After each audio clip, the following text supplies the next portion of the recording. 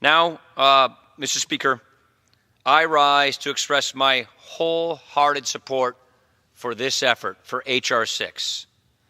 Our nation is fighting a grave opioid epidemic. It is a threat to a generation of young people, the very fabric that holds our communities together. But to me, this legislation is about hope.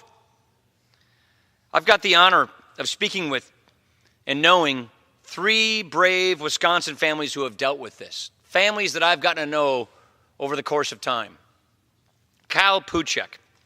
Kyle is a guy I know from Janesville. He had an ankle injury, treated with opioid medication, just like a lot of people have.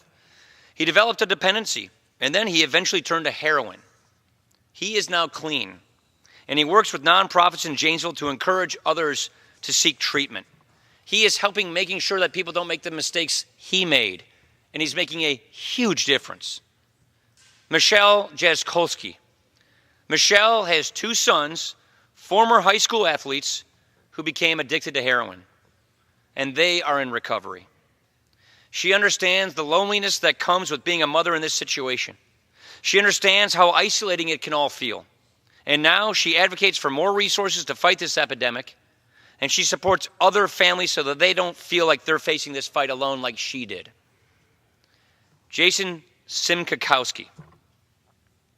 Jason Simkakowski was a Marine who served our country. He went to the VA hospital looking for help for his anxiety. He was overprescribed opioids, and he lost his life. His family has made it their mission to ensure that others do not experience the same fate. This is the heart of America. After suffering such pain, these families suffered unspeakable pain, but they overcame, and now they're making it their mission in life to make sure others have a place to turn to, that others don't have to go down the path that they went. Because asking for help, that is not a sign of weakness. It is actually a sign and an act of strength. We all have a role to play in this. And it begins with reaching out. It begins with listening and being there for one another. All of our institutions, at every level, should emulate and encourage this kind of fellowship. We should make sure and make it clear that no one is alone, that every life matters.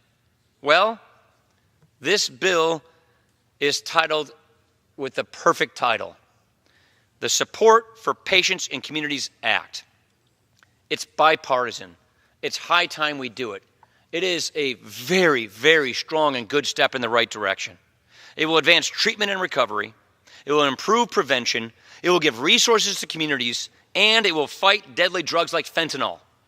So I want to thank Chairman Walden, and I want to thank Chairman Brady, and I want to thank Mr. Pallone and Mr. Neal. I want to thank all the members of the Energy and Commerce Committee and the Ways and Means Committee. Let's not stop here. Let's not stop until we have installed a sense of hope in all of those who may be struggling.